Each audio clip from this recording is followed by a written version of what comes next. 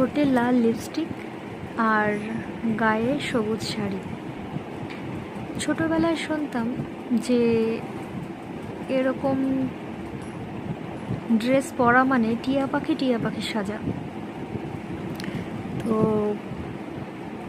Obviously আমি নিজেকে টিয়া পাখি বলছি না, বাট এই যে ডিপ সবুজ কালারটা, এটা কিন্তু বরাবর আমার খুব একটা পছন্দ ছিল না।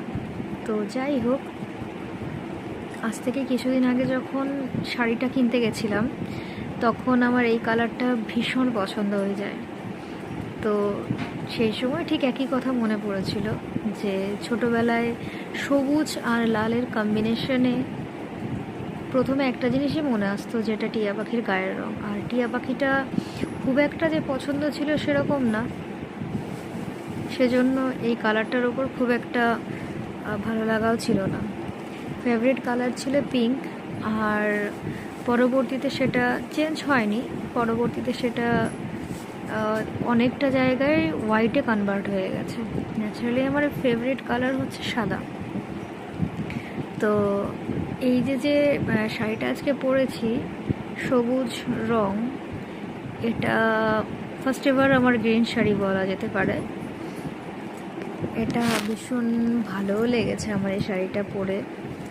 তো আমি এটা ভাবলে ভুল হবে যে আমি কোনো হয়তো দোকানে রিভিউ দিচ্ছি বা কিছু, ওরকম কোনো কিছুই না। তো এরকম অনেক কিছু চেঞ্জেশন হয়।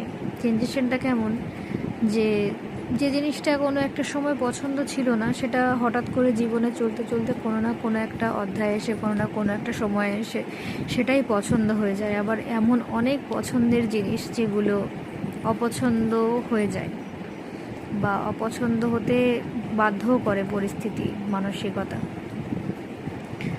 তো সব থেকে একটা কথা যেটা বলবো সেটা হচ্ছে, আজকের দিনটা তো go green with green sari. আর একটা অপছন্দের রঙকে এতটা পছন্দের বানিয়ে নিজের গায়ে পরে নেওয়া, সঙ্গে হোয়াইট ফুল। তো হোয়াইট যেহেতু ফেভারিট কালার, তাই জন্য গ্রিনের সঙ্গে হোয়াইটের একটা কম্বিনেশন করেছি। তো আজকের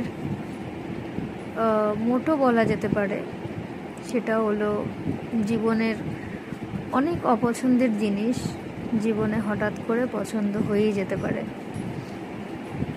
তো জীবন পরিবর্তনশীল, একটা জায়গায় থেমে থাকা বা একটা জায়গায় আটকে থাকাটা জীবন না, জীবনটাকে পরিবর্তন করতে হয়।